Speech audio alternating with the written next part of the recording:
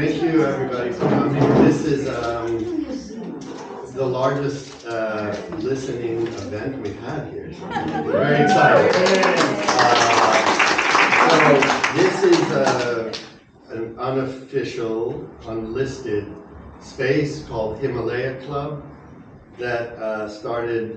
My studio is in the back, and I started doing shows here about 12, 13 years ago. Just kind of on an ad hoc invitation only for friends basis. So we're flying both beneath and above the radar. And so anyway, I'm very happy to present Johanna's beautiful exhibition and retrospective. And I'm going to let you take it away, and Quentin and Marcella, and thank you for coming and doing this, and thank you everybody for coming. And that's it. Thank you, Lucas. Thank you so much for your hospitality. And I came here for an exhibit that was Will Alexander and Byron Baker's collaborative work, and looked at the space. And Lucas we have connections from way back, and so I just asked him if he would be willing to let me show him my work and think about doing an exhibit in the space, and he kindly did agree to that. So that's how this came about.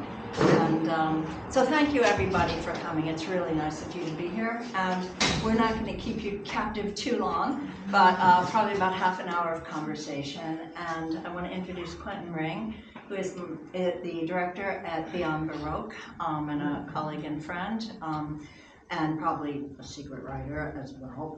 But we try not to talk about that too much. Okay. And this is Marcella Vieira, who is a cultural critic and interested in issues of media and installation and site specificity in the cultural realm. Is that, you want to say anything else about yourselves?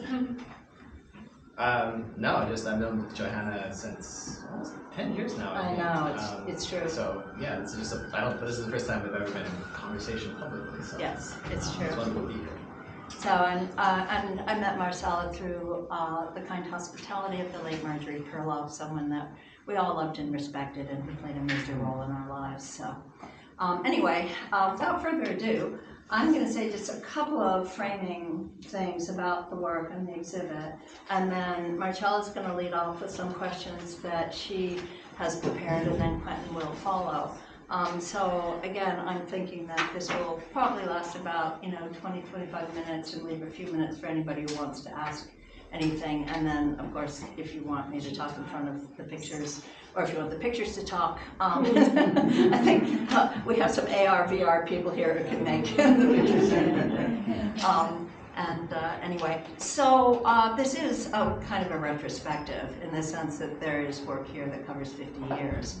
And I began with the work that's here on the wall in the small frames in around 1972, 73, when I was at the California College of Arts and Crafts, where I met my mentor and long-term friend, Betsy Davids, who taught me letterpress printing. She wasn't teaching drawing, though she did put ideas about the avant-garde into my head.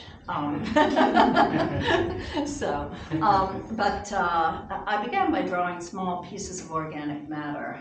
They sort of called to me, and they felt very formed and very kind of intentional, in spite of the fact that they were little bits of debris. And they were little. I mean, these are little tiny bits of bark or leaves or something. And so I picked them up and started drawing. And as I began to draw, so I did the pencil drawings and then pen and ink. Those are done with crow quill pen. If you're familiar with crow quill, it has a real advantage in its flexibility. So if you want a line that will actually show volume, you need to use a tool that has flex in it. So people often ask, well, why not rapidograph? Well, rapidograph is really made for graphic arts, for architecture, for engineering. So it is made to keep a steady line. And I needed a line that was flexible. And again, I learned some of those principles from my drawing teachers at CCAC, who were really teaching us in fairly classic ways to do representational work from the study of objects. But as you can see, even in those drawings, there's a kind of animate quality that you can that there's something deliberate deliberate about those forms. They're not just incidental. And so from that, I proceeded to be interested in the processes by which such forms came into being. I realized that these little bits that I later came to call entities were actually the outcome of events. And event is a specific term, those are events in the corner, but these were outcomes of processes. I got interested in the processes at an abstract level and started doing work like the pencil drawing there that's called turbulence. And if you look at turbulence, you'll see there's a lot of dynamic interactions, and the grid that's in there is an affective grid. It's a reaction to the interactions in the elements. So rather than a straight out Cartesian grid, it registers the effect of the interactions. And then I was interested in surface records, things like baseboards and floors and the incidental aspects of mark making. And then I got into making these dynamic systems, so like 1976 here, of these dynamic systems in pastel. And then the emergent events. The pencil drawings in the back room behind Lucas were done in the period when I was looking really carefully at organic process, and those were done in the late 70s. And then as things progressed, again, I got more interested in the kind of higher level issues of emergence, fundamental dynamism. How do things come into being and emerge? And then, so these, on this wall, you see a combination of emergent forms and entities in dialogue. And in a pair like this, you can see how an entity emerges out of the dynamics. The little drawing above Quentin's head is what I call a particle zoo, and was based on physics and what are the fundamental modes of folding of emergence? What are the forms by which emergence, it's the Clinderman, it's the swerve, So that was those, and then dirt drawings I've done all along. And so the most recent works in the show are some of the dirt paintings on the far wall. And I was joking with Karen last week and saying like the dirt paintings back behind her, for instance, I said, those are counter-Reformation dirt. I said before the Reformation, dirt was very well balanced and stable, but after the Reformation, it had to, become dynamic. Anyway, so that's in a nutshell sort of the progress. And again, the issue of animism is something that some people have questioned me about. Doesn't animism suggest anima, the soul, and doesn't it require a kind of life force? And I said, well, to me, animism is the dynamism of any process or force that can make change, make a transformation, have an impact. So I don't consider the use of the term animism to be suggesting any woo-woo Southern California, kind of. But I do think that, the forces and energies of the physical world have transformative effect. They are events, they are state changes. So that's where the term comes from in my usage. But I do understand how some Latinists are disturbed by these things.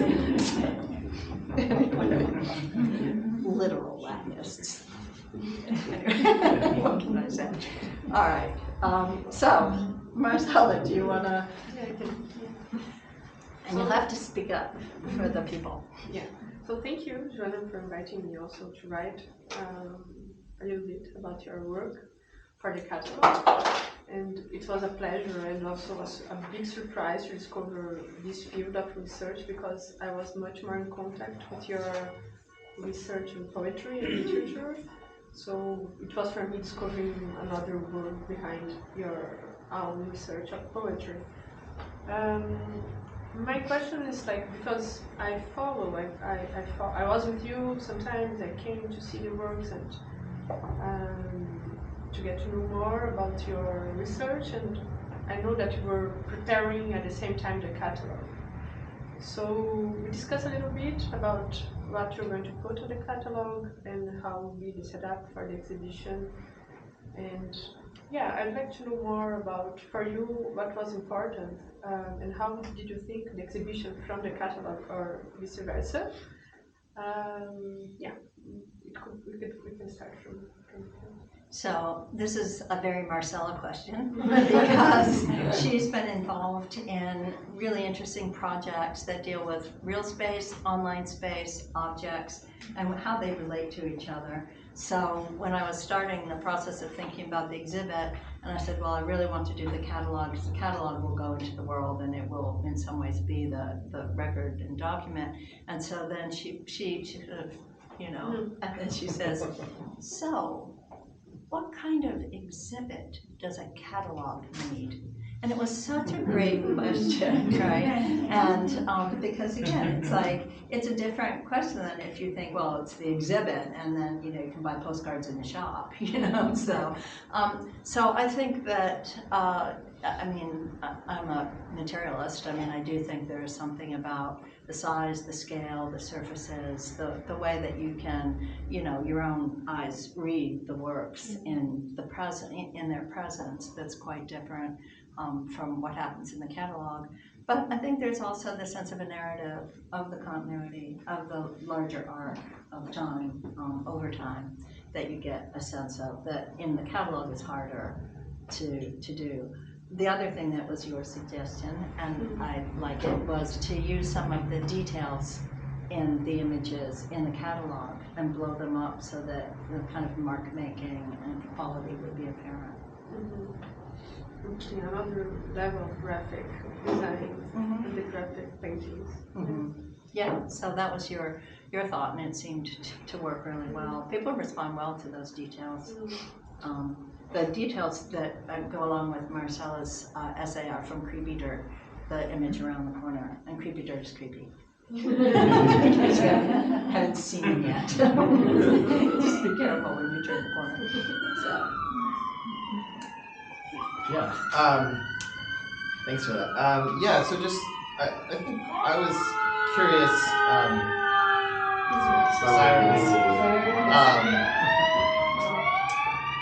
Give him a minute. I think it's very apparent, even without reading the catalog, just looking at the show, but certainly in reference to some of the descriptions you give of your own methodologies and interests in the catalog, that the work here is fundamentally sort of informed by natural sciences. I know you abandoned very early a career as or academic interest in astronomy and physics, I believe, and turned towards art, and that does seem to be very much a through line and throughout the work. So I'm kind of curious about the visual context of that. I think you can see the sort of interest in sort of visual representations of the natural sciences, and so I'm kind of curious how that both affects sort of what you're seeking to create and the methodology that goes into that. I'm sure there are various stages of that throughout your career, but well, it's a really good question, and again, some of this goes back to art school and art school training and the sort of status of illustration versus fine art, and that illustration was denigrated to some extent. What? Yeah. Right.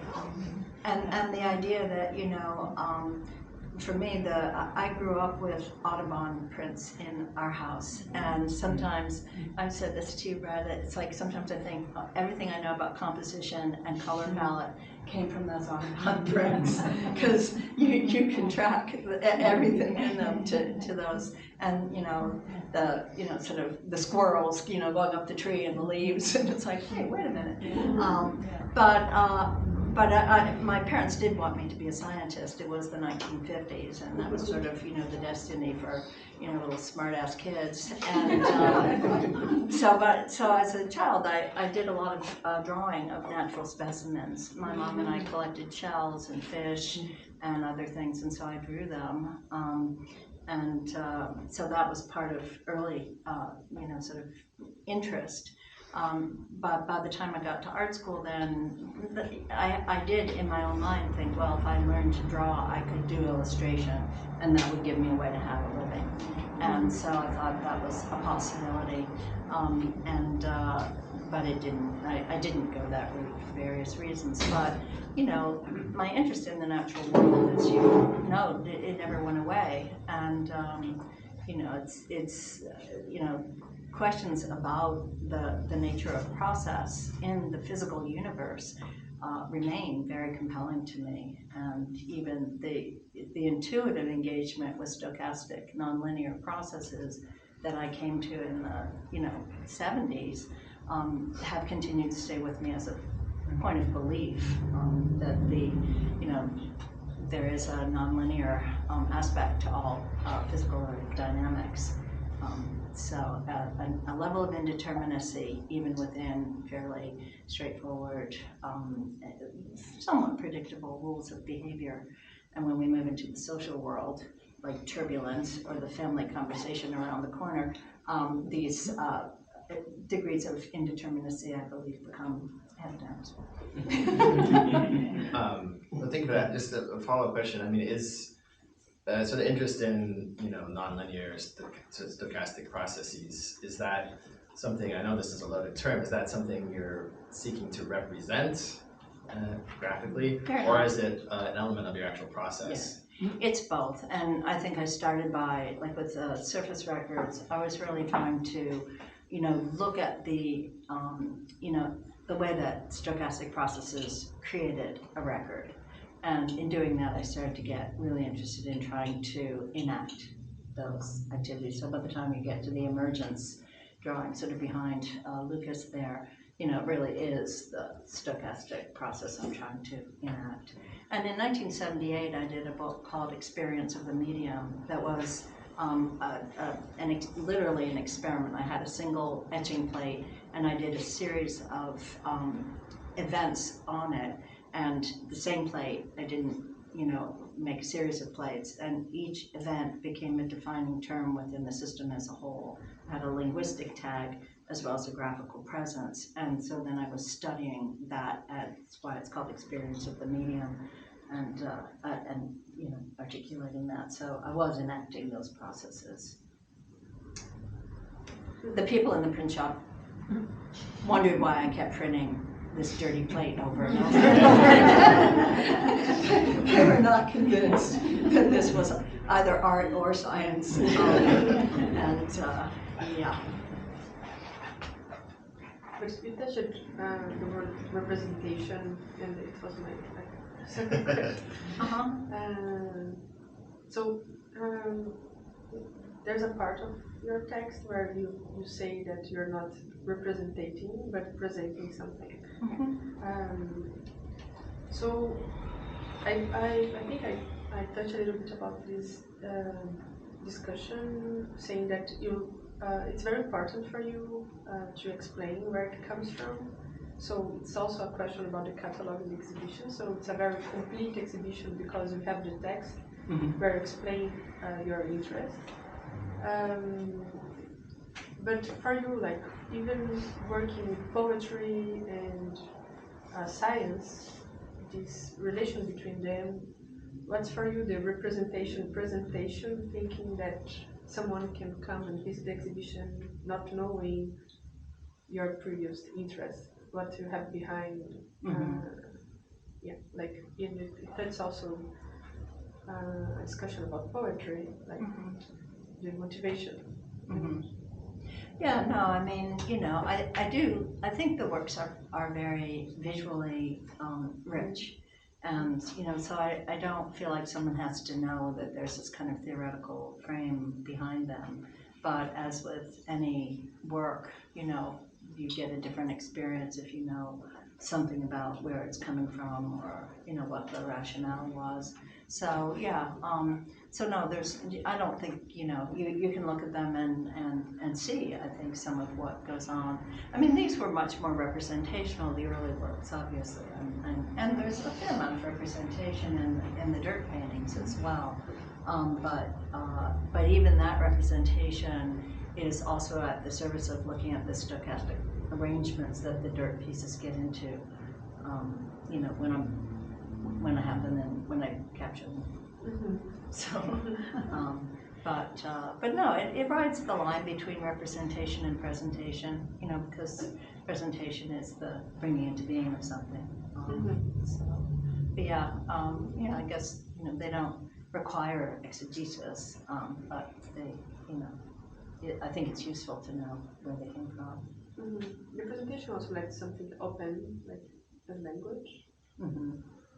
Right, I mean, I just think of representation as the representation of something already extant. And even with, these drawings, they're so transformed from, I mean, seeing, I'm a constructivist, right? It's like, I believe that, seeing, knowledge produces its object. It doesn't simply apprehend it. So since I think that visual epistemology is a fundamental mode of, engaging, then I think, these are constructions. They're not just, representations in that sense. So.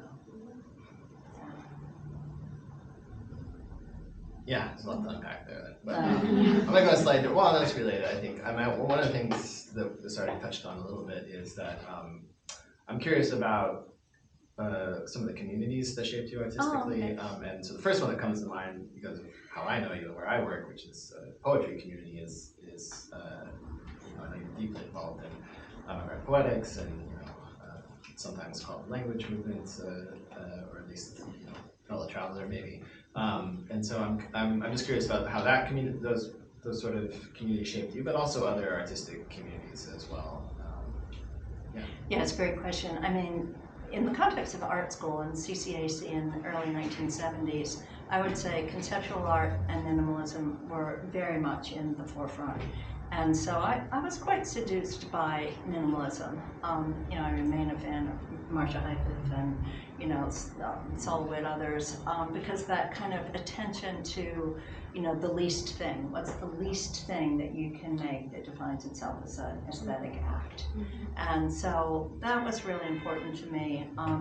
But as I moved into the poetry world, and again, partly through connections through the letterpress and book arts world that I connected through in part through Betsy. The world of poetry in the Bay Area at that time, many factions, many sort of aesthetic agendas, but the sort of emerging world of language poetry included a very kind of rigorous attention to the material of language. It's not what you're going to say, it's how. Like how material works, how language works. And what is the work that it does? And it's like, what is the work that, an artwork does, not what is it showing? And so and there's in the far room on the far wall, there's 3 little pencil drawings with texts underneath them that were written. Jeff Young, our mutual friend, because the turbulence was right from the period when Jeff Young was publishing the figures, and he used some of my drawings as book covers. And actually he said to me this morning, it's not a complete exhibit because Speedboat This Morning, which he possesses, is not in it. Oh, I wish I knew we could have got it. So it's from that period. So the kind of, what it gave me permission to do in that context was to let go of any kind of sense that, tradition defined what we were doing. And, it was really much more about, what are the materials of vision of image. Now, I'll say that, on the other hand, and I don't want to go down this rabbit hole that's actually a nasty little sewer drain, but there was very strong objection within the Bay Area poetry community, not the book arts community, to graphical scoring of language. And I had a whole set of issues around that. It was considered, if you can imagine, frivolous and decorative. So we don't have to go there, as I said. But the drawings in the back there are actually, there's even some references to individuals in those stories. So, and then moving through that again, once I moved into the European context where I went for adventures in the mid-70s, I found such a welcome intellectual reception for conceptualism and for procedural work. And that really just made me think, yes, I can do this kind of work and there is a way that it will be understood. So that was great. So I would say those were really formative communities. And then, coming back to the Bay Area, being back in the academic environment, where, again, critical theory, issues of indeterminacy, stochastic processes, complexity, complex systems theory, were all things that I began to, be aware of in an explicit way. So, got to move from Wittgenstein to Heisenberg. Wittgenstein was, very important in the poetry community. The later Wittgenstein. The later Wittgenstein, exactly. But it's I actually have a whole project I did called Wittgenstein's Gallery, but that's a different project. Thank you. Maybe one or two more questions and see if anyone in the room wants to ask anything. Shall we? Yeah, Chris. Back to the question of influences, and you and I are both very interested in how knowledge is constructed in astronomy and astrophysics, which is very much a creation where you take infrared images and spectroscopy and you create a data cube out of kind of nothing. And I see that in here in terms of just thinking in that data cube kind of model. How do you think that, because you really have thought about astrophysics, and how does that come into the influences here? Yeah, well, again, the particle zoo is that's a direct citation, obviously, of fundamental particle physics, and thinking about, what are the moves? What are the moves that can be made that, break the continuum into emergence? But data was not so much a term for me, because I wasn't really in that formal mode until later on. So the concept of data was not so present, but systems were, and grids. And again, the whole idea of affective grids, of systems being warped by, logical systems being inflected by events or affect. Those were definitely things that were present. So, yeah. Yes, sir. I kind of had a follow that along those emergence strands. I was thinking the way you're talking about the collapsing of event and entity, remind me less of stochastic processes, more of like quantum processes. Yeah. So I'm really interested in your recent research on the quantum, and this is a kind of entanglement. But I wonder if like your research on the quantum now is having you reread these earlier works, either for like signs of emergence of that interest of yours, or are there like quantum readings, the Druckerian readings of these paintings that have emerged for you over the last, compiling the show? Certainly, there's the kind of, fun popular culture kind of, it's the moment of the wave collapse that, that you see in an event. So the concept of event became really important to me. But again, in Experience of the Medium in 1978, the very first statement in there is what happens is a small event.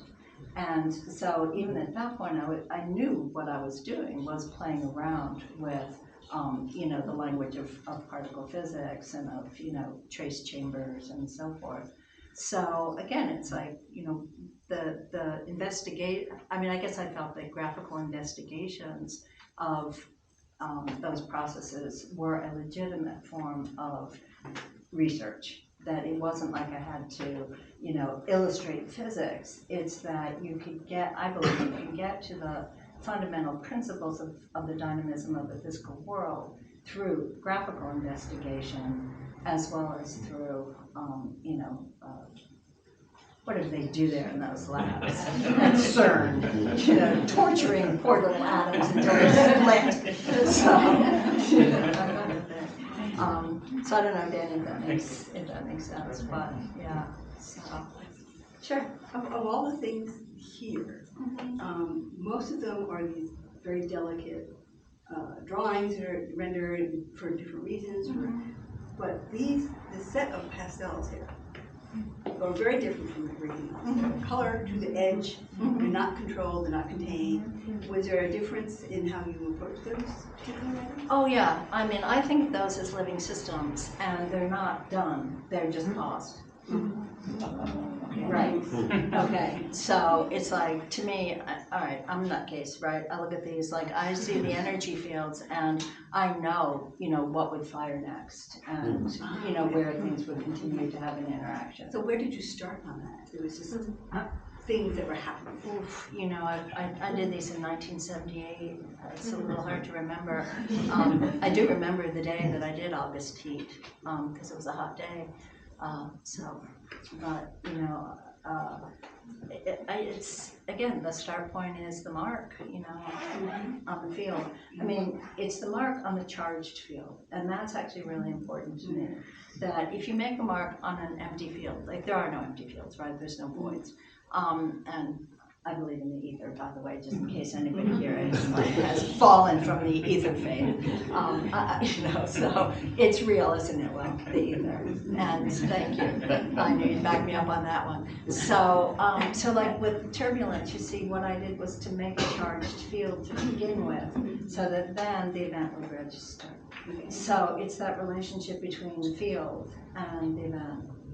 So that was true. So the charge field on those particular items as well? Yeah, the charge fields here are more the opaque pastel surface, right? So, like the one in the corner is more jittery and you can see the charges, but in many cases it's like laying down the color, feeling the fields, and then seeing what's at the edges of the fields and where the ruptures and the breaks and then the interactions are. This is like molding it. Yeah, it's really like molding it, and again, you know, seeing, it's like if I look at them, I can see what's going to happen next, in a sense, or what I could make happen. So, yeah, John. So I think there was someone over there first. Look, I love those two. You know, the far right distant wall. They're just fantastic. And I was trying to. I'd like to know more about your process with them. You know, for me, you know, I was thinking order out of chaos, and I thought, well, no, it's more chaos. It's chaos out of, yeah, it's chaos all the way. Lovely. Exactly. There is no order. I mean, what fiction is that, right? Yeah. Okay. There might be patterns and, you know, certain kinds of repetitions, kind of, though nothing is ever the same. So, but yeah, no, those were pure emergence. So yeah, just, you know, fundamental dynamism. Yeah. Very good. Yeah, my question is, your palette is muted, and I visualize chaos as something bright, ultraviolet, whatever, but yours is always these really nice, beautiful, soft, calming kind of colors instead of like ultraviolet, violet, or screaming orange. How did you select to use the softer palette instead of like interspersing some? You know, I have some really vivid. Okay. I have some oranges. I didn't put them up. You know, and the one in the corner has a kind of, you know, hot intensity to it. So there were some series that, you know, had that kind of heat to them. Yeah. Yeah, because they all kind of, they're all very calming, and I'm thinking of, you know, chaos or whatever, and it's not calming, it's Yeah. Well, sort of right. makes you move, and Right. Yeah. Well. just asking about your selection of the colors Sure. that you chose. Right. Well, these are from Across the board. observation. You know, those colors are natural decay colors. You know, they're natural forms in a state of decay. So the palette really comes out of, you know, the physical world that I'm looking at. Most super hot pigments don't last in a state of decay.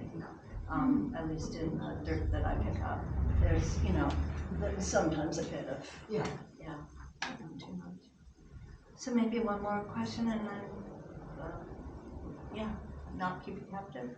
Did you have a comment, Marge? Oh, I do a question. So, I know that you work from reference from some of these. Yeah. Okay. But the pastels, not so much. And so, is that involved with this, talking about these fields, these energy fields? And so you've come to that with a more personal, I mean. So just talk a little bit about the difference between approaching this work, having a reference and not having a reference. Sure, because the start point for the dirt paintings is always dirt. You know, I have these little dirt specimens, and you know, and again, if I'm going down the street and I'll see something, I'll go, that, you know, that's a kind of configuration that feels rich and worth studying. So I kind of picked the dirt in that sense. But again, once I was, you know, beginning to really look at process, then I just wanted to engage with, could I understand process within a kind of framework that wasn't based on, you know, necessarily, observation. So the surface records that are the watercolors are close in time to the pastels. That's why they're sitting over there. So you can kind of see some of the same gestures and motions. And with watercolor in particular, because it stays alive and open, you can just keep making events occur in it.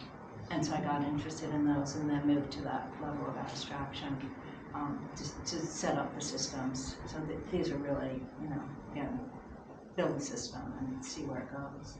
So the pieces that are made with reference are more like a discovery? Yeah. A discovery and investigation, but it's very different when you don't have any reference. Yeah. In terms of kind of, bringing that event and that process to Absolutely. That's just an unfolding, it. and that's what's, these are done in the sense that I studied everything I wanted to in that, little piece, and then I was like, yeah, keep going into infinite, obsessive, micro, whatever, but they were resolved enough to stop. So yeah, they are, it's a really good point, because they come from two different places, but they're related by the fact that these are, dynamic system processes that came out of the observation of these forms. So, yeah. Yeah, can I just ask a quick Sure, question? sure. In the case of the dirt images, paintings, you collect the materials, but do you then, are you playing a role in arranging them? Yeah, shake them up, poke them. Yeah. Yeah. Sure. Yeah. Yeah. It's hard to be a dirt purist. I mean, It's kind of like, there's a relationship to the bug with the pin in it, but, so, luckily the dirt's not moving, and, I don't, no dirt is harmed, no dirt is sacrificed. I only work with, already dead dirt. So, yeah. Sure. I'm just so interested in the different, what kind of physical practice do you have as you're, yes, these were in the 70s, but the difference between these, it's so palatable, as you're doing these energy fields, when you're talking, you're like, okay, you're going in, so you're going in, that seems like this mental thing. But if you're grabbing these other energy fields, I don't know, I guess maybe I want to see you as you're doing this. These aren't super physical in that way. It's like in it, and I think I did them. I have the sense of having done them on the floor, whereas these were done on the table. So I never draw anything on the wall. I always draw flat, partly because of the drip issue. Nasty little gravity has its such an interfering. That's the question I had following on hers is, why did you limit yourself, especially with the pastels, to like an 18 by 24 sheet, as opposed to something, if you're working on the floor, working bigger? I did do much bigger works on canvas with oil, but they got adopted. So I don't even remember who adopted them at this point. So I barely have photo documentation. With the paint, with brush and paint. Yeah, but they look a lot like the pastels, but I would do a kind of ground that was, a neutral ground with an earth tone, and then begin to build into it. So getting a neutral tone is real important for doing that kind of work, and sometimes I do it with the pastel. So yeah, I did do much bigger works, but they left my life. Well, did you have a question, comment? I was thinking about how the marks that not Leonardo, Max Ernst, and Johanna wrote, had some scribbling with some marks. Yeah. The frottage. A frottage stuff, yeah. It led to. And Da Vinci did that too. He looked Da Vinci, Da Vinci liked to look at stains. And with good reason, because the stains are, again, these stochastic events. And so they're really inspiring for thinking about dynamic processes. And after all, Da Vinci's also looking at water and how water works and, other kinds of natural systems. So, yeah, indeed. No, I think I read that in art school, and somebody told us about that, early on. And then, there were other artist people like Cy Twombly. There were people who were really engaged with marks and mark making. that were inspiring to me. But procedural work and process work, dynamic systems, in the 70s there weren't so many people doing that I knew. There was some very interesting woman whose name was Elaine. She did some interesting stuff with earth pigment where she would like basically make an environment inside of a glass frame and then let it kind of happen and develop. And that work I thought was pretty amazing. But yeah.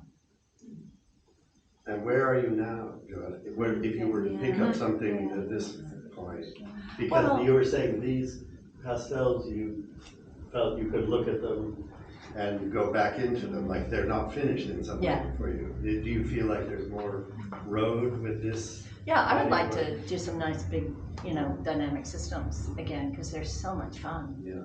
You start launching a dynamic system and it's just like you don't know where it's gonna go, and it kind of keeps like moving and emerging, and like the events keep happening. So, after doing this, how about in a year from now, could I show some really big ones here? Maybe 2 years. 2 years, okay. That sounds like a good target. All right. Well, I feel like everyone's been patient and some people are standing a long time, so maybe why don't we, does anybody have a pressing question they would like to ask before we move into a more informal arrangement? I have a comment. Yes, ma'am. Just tremendous to see all of your work. Oh, thank you.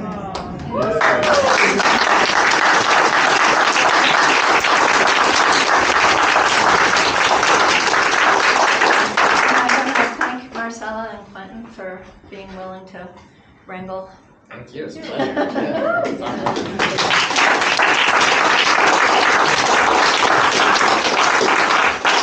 if you came in and haven't signed the book, please sign the guest book, and I'd be happy to give you a catalog. And thanks again, everybody, for your attention. All right.